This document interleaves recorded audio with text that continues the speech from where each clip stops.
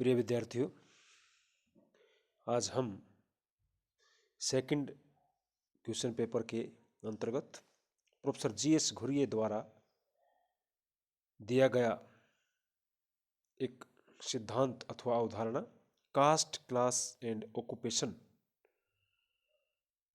यानी जाति, वर्ग और व्यवसाय का अध्ययन करेंगे। आज का हमारा टॉपिक है जाति, वर्ग और व्यवसाय। ये आपके सेकंड प्रश्न पत्र के फर्स्ट यूनिट में आता है कि जहाँ तक पाठ्य परिदृश्य का और आपके क्षेत्रीय परिदृश्य का सवाल है तो उसमें M.N. Srinivas, D.P. Mukherjee, N.K. Bose, Majumdar, इन सब का अध्ययन आप कर चुके हैं। तो उसमें एक नाम और है जो प्रसिद्ध नाम है, प्रोफेसर GS घुरिये। तो GS घुरिये ने एक पुस्तक लिखी थी कास्ट, क्लास एंड ऑक्यूपेशन, या एक अवधारणा उन्होंने दी थी, अपने खुल के विचार प्रकट किए थे तीनों चीज़ों पर, जाति, वर्ग और व्यवसाय पर। तो जाति जो है वो भारतीय सामाजिक संस्थाओं में सर्वाधिक महत्वपूर्ण सामाजिक संस्था है, प्रमुख संस्था है। प्राचीन काल से ही भारत में जाति प्रथा का प्रचलन हमेशा रहा है और जाति व्यवस्था भारत में एक अनुपम और अनोखी व्यवस्था है। सामान्यतः भारत को जातियों और संप्रदायों की एक परंपरात्मक शरणस्थली माना जाता है। ऐसा कहते हैं कि यहाँ की हवा में भी जाति घुली हुई है। जाति क्या है कि आपके जन्म से जिसकी पहचान होती है, मृत्यु पर्यंत तक जो चीज़ रहती है, एक सोशल स्टिग्मा के रूप में, एक सामाजिक पहचान के रूप में जाति जो है वो आजीवन हमारे साथ रहती है। इसलिए ये कहते हैं कि यहाँ के वातावरण में जाति घुली मिली हुई है। जाति शब्द जो है अंग्रेजी भाषा के कास्ट का हिंदी अनुवाद है, जिसकी उत्पत्ति पुर्तगाली भाषा के कास्टा शब्द से हुई। उसका अर्थ होता है मत विभेद से लिया जाता है, जैसे विभेदीकरण या मत विभिन्नता। चार्ल्स कूली के शब्दों में देखें तो जाति को परिभाषित उन्होंने इस तरह किया, जब एक वर्ग पूर्ण रूप से आनुवंशिकता पर आधारित होता है तो हम उसे जाति कहते हैं।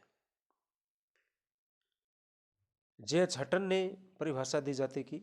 जाति एक ऐसी व्यवस्था है जिसके अंतर्गत एक समाज अनेक आत्म केंद्रित एवं एक दूसरे से पृथक पूर्ण रूप से इकाइयों में विभाजित रहता है। जाति जो है एक ऐसा सामाजिक समूह है जिसकी सदस्यता जन्मजात है, जन्म पर आधारित है, और जो अपने अपने सदस्यों के खान पान, रहन सहन, सामाजिक सहवास संबंधी अनेक प्रतिबंध और नियम लागू करती है। यानी आपको किसके साथ रहना है, किसके साथ नहीं रहना है, ये प्रतिबंध, ये नियम जो है जाति कठोरता से बनाती है, और उसको उस जाति के मानने वाले लोग, जो उस जाति के अंदर जिसका पर्टिकुलर जाति में जिसका जन्म हुआ है, तो उस जाति के द्वारा जो निर्धारित किए गए नियम जो है, चाहे कितने कठोर क्यों न हो, उनको हम मानते हैं, मानने के लिए बाध्य हैं।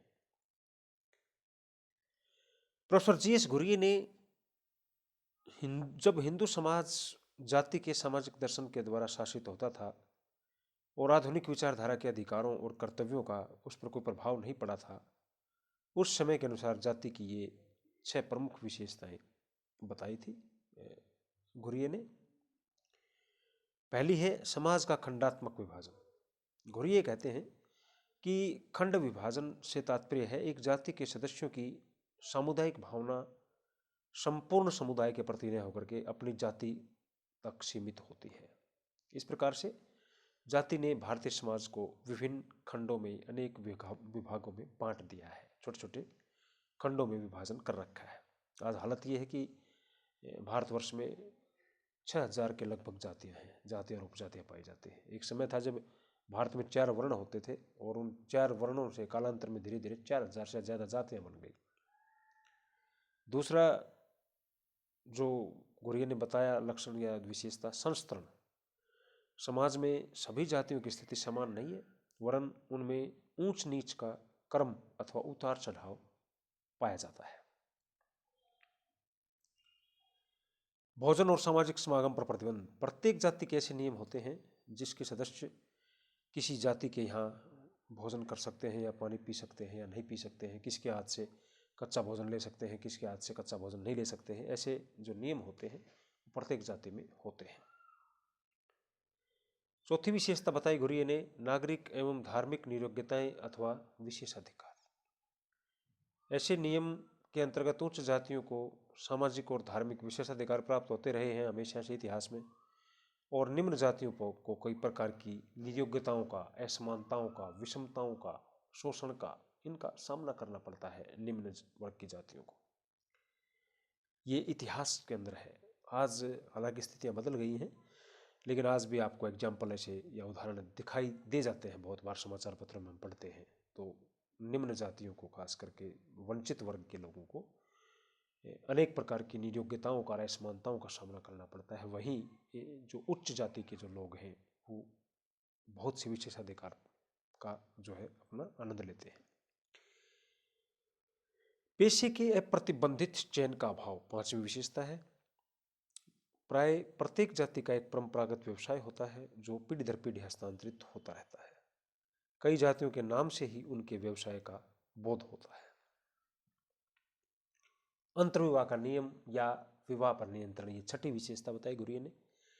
प्रत्येक जाति अपनी ही जाति और उपजाति में विवाह करती है, यानी cast is an एंडोगेमियस group.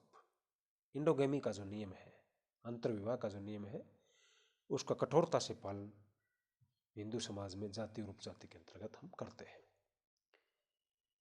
Westermarck ने अपनी एक पुस्तक लिखी थी the history of human marriages, तो उसमें वेस्टरमार्क बताते हैं कि अंतर्विवाह का नियम जो है वो जाति व्यवस्था का प्रमुख सार तत्व है। जो अंतर्विवाह का नियम है वो जाति व्यवस्था का प्रमुख सार तत्व है। जाति जैसी जटिल और विचित्र व्यवस्था की उत्पत्ति कब और कैसे हुई होगी, ऐसे भी सवाल उठने स्वाभाविक है।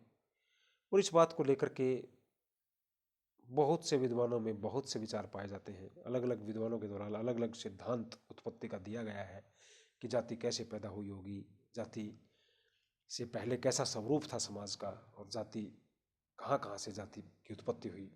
तो इस बारे में विद्वानों में मत विभिन्नता पाई जाती है।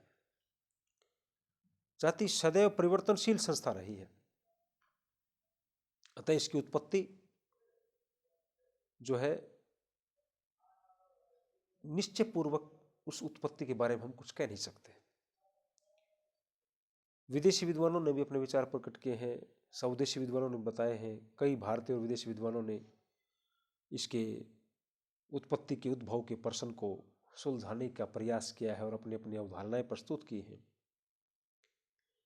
वर्तमान समय में जाति प्रथा को एक निरर्थक और हानिप्रद संस्था कहना एक फैशन बन गया है, लेकिन कोई भी संस्था हानिप्रद नहीं होती है।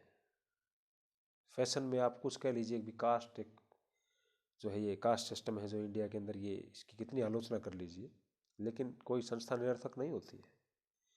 समाज सुधारकों, शिक्षाविदों और राजनेताओं ने जाति की आलोचना करना आज का एक फैशन है, एक रिवाज हो गया है। किंतु जाति ही व्यक्ति की सामाजिक स्थिति, व्यक्ति का व्यवसाय, व्यक्ति के विवाह कहाँ पर होना है, व्यक्ति के वैवाहिक समूह की सदस्यता का निर्धारण करती है।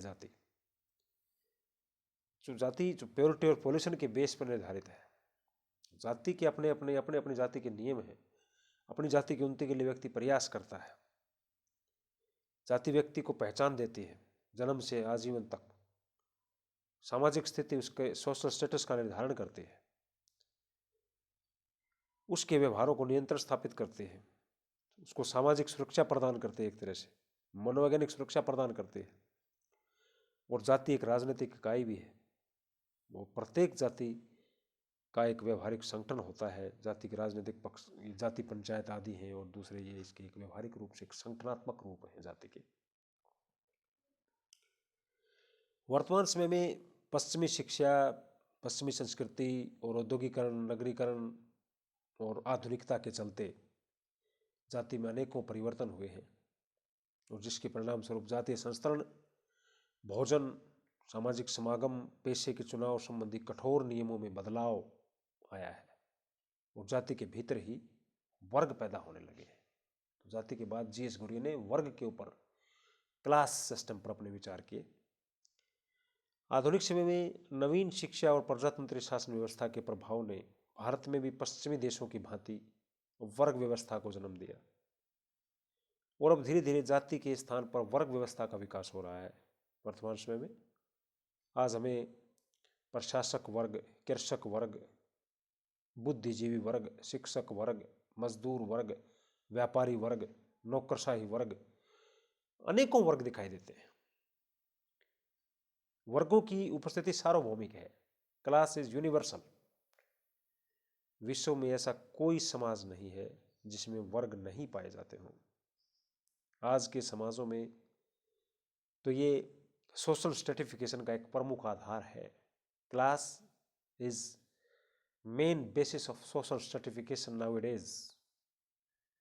आज के समाजों में इसको हम प्रमुख मानते हैं। सत्रीकरण का आधार खुला सत्रीकरण है, जाति की तरह बंद नहीं है। इसलिए कार्ल मार्क्स ये कहते हैं तो कोई अतिशयोक्ति नहीं है कि मनुष्य एक वर्ग प्राणी है। कहते हैं ना मनुष्य एक सामाजिक प्राणी है। कार्ल मार्क्स कहते हैं मनुष्य एक वर्ग प्राणी है। जन्म के अतिरिक्त किसी भी आधार पर जब समाज के समूह का निर्माण होता है तो वर्ग बनता है। अकबर ने परिभाषा दी, एक सामाजिक वर्ग ऐसे व्यक्तियों का योग है जिनकी एक दिए हुए समाज में अनिवार्य रूप से समान नागरिक स्थिति होती है।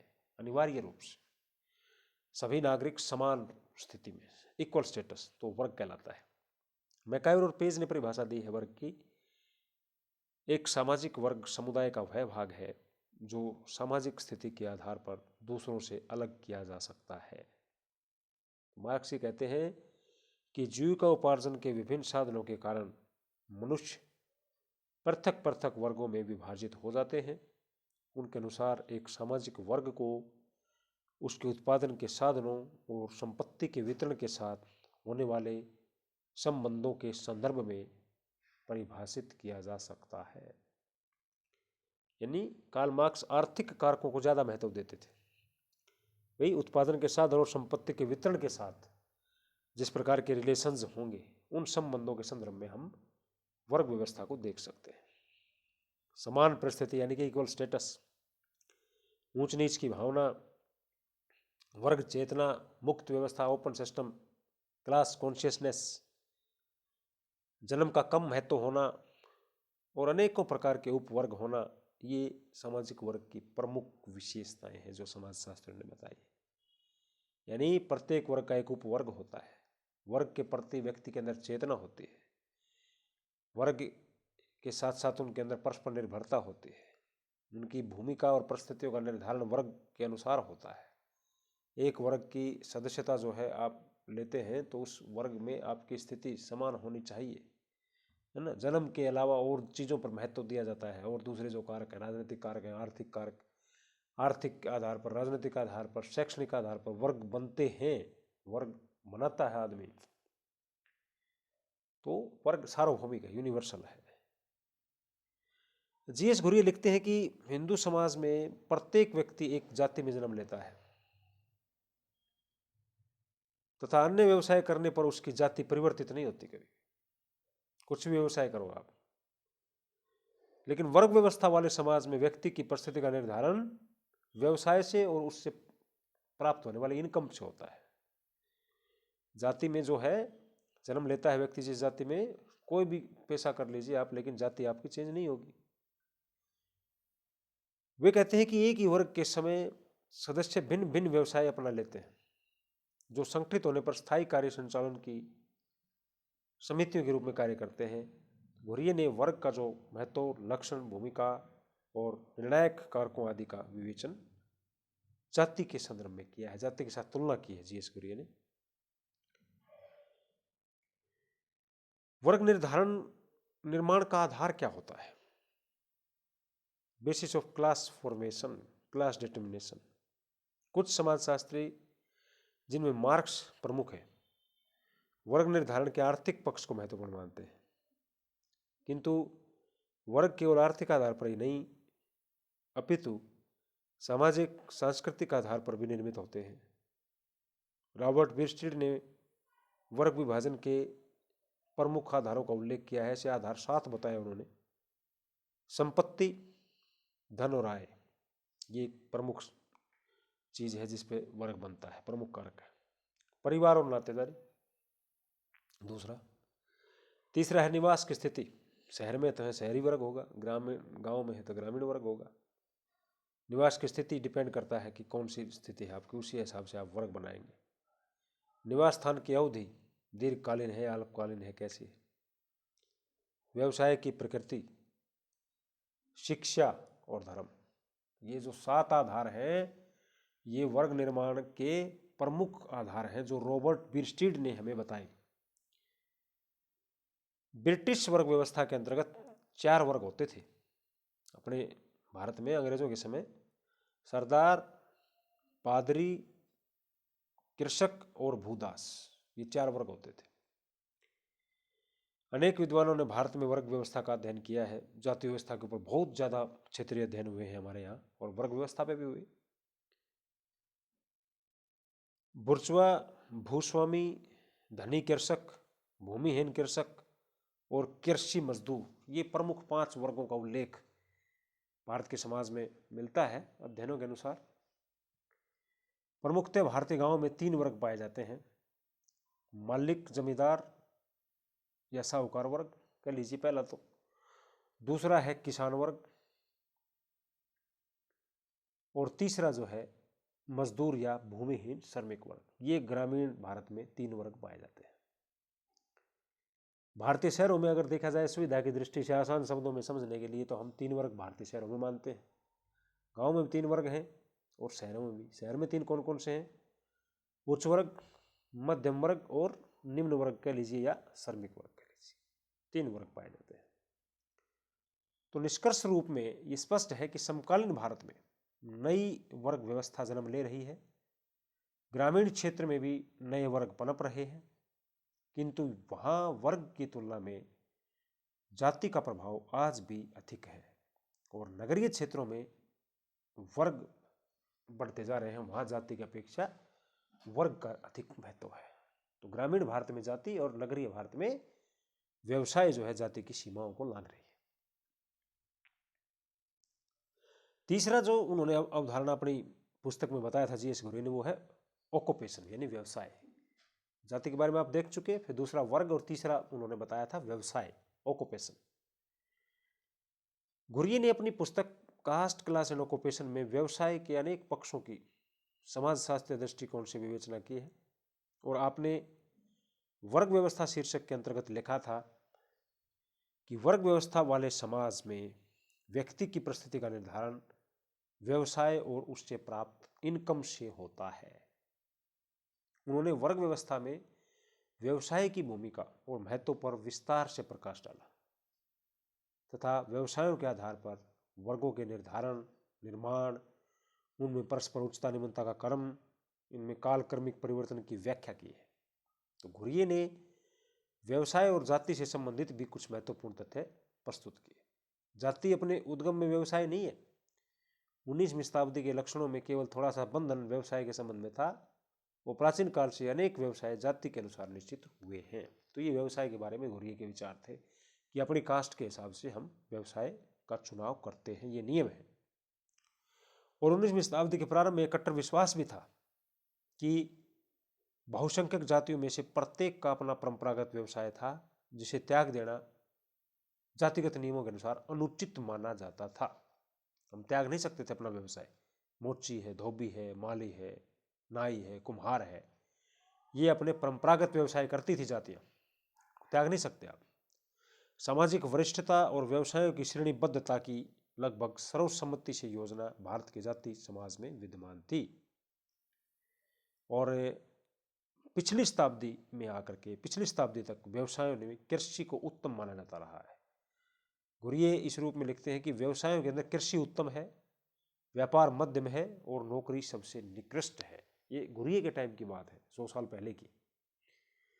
लेकिन आज का समय बदल गया है। आज कृषि को आप उत्तम नहीं मानते। व्यापार जरूर मध्यम बना हुआ है, उसी समय भी मध्यम था, लेकिन बिजनेस को कुछ लोग व्यापार को आजकल सबसे ऊपर मानते हैं, कृषि को सबसे नीचे मानते हैं। सरकारी नौकरी को भी सबसे ऊपर मानते हैं। तो ये क्रम आधुनिक समय में बदल गया है। घुरिये के अनुसार ये क्रम था। ब्रिटिश प्रशासन के आगमन के बाद नौकरी के अवसरों में निरंतर वृद्धि होती रही है। व्यवसायों के भारतीय मूल्यांकन में शारीरिक श्रम की तुलना में अशारीरिक श्रम के कार्यों को ऊंचा मानने का लक्षण उसी प्रकार था जैसे समकालीन ब्रिटेन और अमेरिका में मूल रूप से था। यानी शारीरिक श्रम करने वाले यानी मेहनत कर किसान और मजदूरों की अपेक्षा आप कार्यालयों के अंदर जो है सफेद पोस्ट नौकरी करने वालों की, क्लर्कों की, बाबुओं की, नौकरशाहों की स्थिति ऊंची मानी जाती है। स्वाभाविक है। अध्ययन का व्यवसाय भारत में सदैव आदरणीय व्यवसाय के रूप में रहा। इंजीनियरिंग और भवन निर्माणकर्ताओं का जो है काम भारत के प्राचीन मध्य युग में हुआ। तो घुरिये ने इस पुस्तक में क्या कहा कि उन व्यवसायों का उल्लेख किया है जो भारतीय समाज में विद्यमान थे और ब्रिटिश शासनकाल में विकसित हुए थे। आपके अनुसार व्यवसायों का विकास इंग्लैंड में सामंतवाद के पतन और वाणिज्यवाद के विकास के समय हुआ था, और आपने इंग्लैंड की 1951 की जनगणना में उस व्यावसायिक चित्र का वर्णन किया है जो भारत में जाति से वर्ग के परिवर्तन को समझने में सहायक थे। और घुरिये की मान्यता भी है कि द्वितीय विश्व युद्ध के पश्चात राज्य द्वारा प्रारंभ किया गया औद्योगिकरण और प्राविधिक प्रशिक्षण से जातियों की व्यावसायिक गतिशीलता में बहुत तेजी से वृद्धि हुई है, और व्यवसाय में परिवर्तन को घुरिये ने जो है भारतीय समाज के संदर्भ में स्पष्ट करने की कोशिश की है। तो इस प्रकार से घुरिये ने अपनी ये पुस्तक लिखी थी कास्ट, क्लास और ऑक्यूपेशन। उसमें अपने सारगर्भित विचार उन्होंने जाति, वर्ग और व्यवसाय इन तीनों अवधारणाओं के ऊपर अपने विचार प्रस्तुत किए थे। Thank you.